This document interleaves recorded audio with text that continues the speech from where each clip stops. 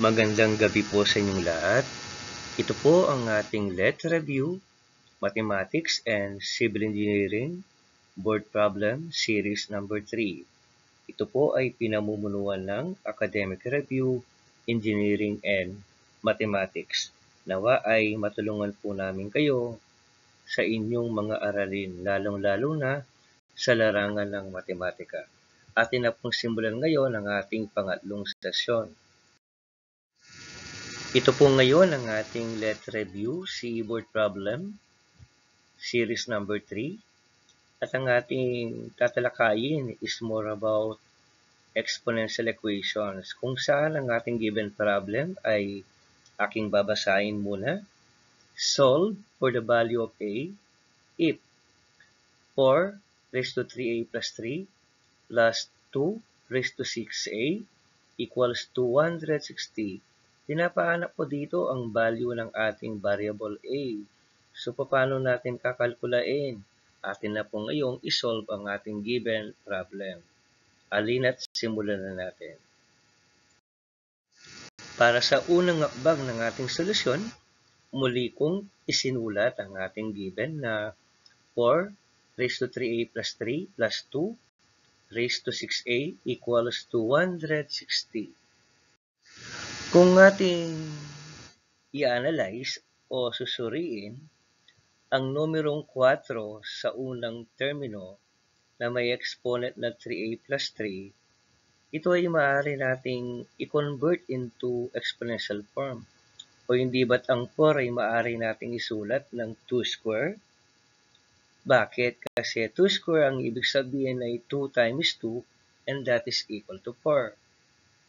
Ang ibig sabihin niyan, instead na isusulat natin 4, isusulat na lang natin siya na 2 square. So, ganito ngayon ang mangyayari sa ating equation. Kung aking babasahin, 2 square raised to 3A plus 3 plus 2 raised to 6A equals 260.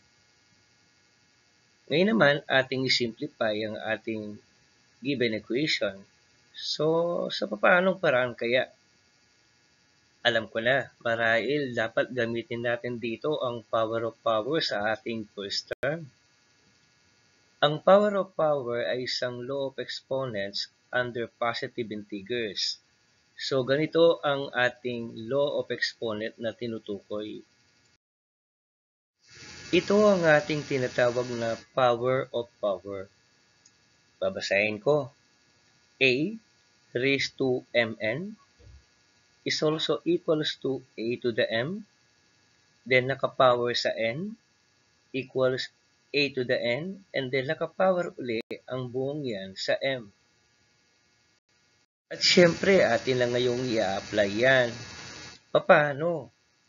Kung papansinin natin ang 2 square na naka-raise sa 3a plus 3, maaari nating i-distribute ang 2 sa binomial na 3a plus 3. Sa makatuwid, magiging ganito ang first term ng ating equation. Pero sa second term at sa last term, yung nasa right hand side, wala pang mababago dyan.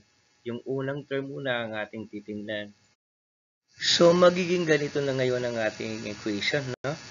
2 raised to 6a plus 6 plus 2 raised to 6a equals 260. Now, by this time, ano kaya ang ating gagawin? Ano na naman kayang laws of exponent ang ating tatalakayin? By this time, ang law of exponent or law of positive integer exponent na mahalagang gamitin natin, ito yung tinatawag na product of power. So, ano bang ibig sabihin yan? Ito yung ating ilustrasyon. A raised to m plus n equals a to the m times a to the n. So, pinagbaligtad ko lang. Sa ibang mga aklat, nakasulat yan ng ganito. A to the m times a to the n is also equal to a raised to m plus n.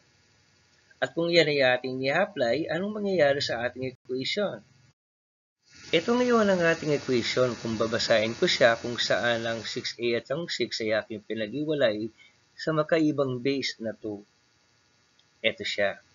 2 raised to 6a times 2 raised to 6 plus 2 raised to 6a equals 260.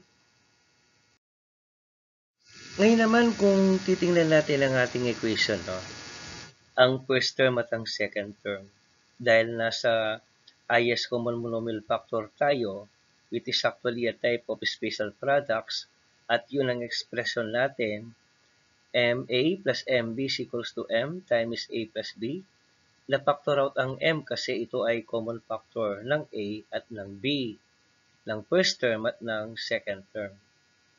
Ngayon, kung babalikan natin ang equation, ano yung common factor? Hindi ba't ito ang 2 raised to 6a? Kasi ang first term at saka ang second term ng ating given equation ay parehong may common factor na 2 raised to 6a. That is why we need to factor out 2 raised to 6a. At kung natin lang ipapactor out ang 2 raised to 6a, ano kaya ang mangyayari sa ating equation? So, dali-dali lang, magiging ganito sila. So, basahin ko muna. 2 raised to 6a as a common factor to be multiplied by 2 raised to 6 and then plus 1 equals 260. For our simplifying process, kung susuriin natin ang 2 raised to 6 plus 1, ano kaya ang meaning yan? Ano ang value kapag yan ay sinimplify natin? Ang 2 raised to the 6 power, kung i-multiply natin ang 2 by itself to 6 times, I think makakaroon tayo ng sagot na 64. Kung ang 2 raised to 6 ay 64, tapos dadagdagan ng 1, siyempre yan ay magiging 65. Kaya kung isusulat natin muli ang ating equation, ay magiging ganito na ang pagkakasulat. So you have to allow me to read this now. 2 raised to the power of 6a times 65 equals 260.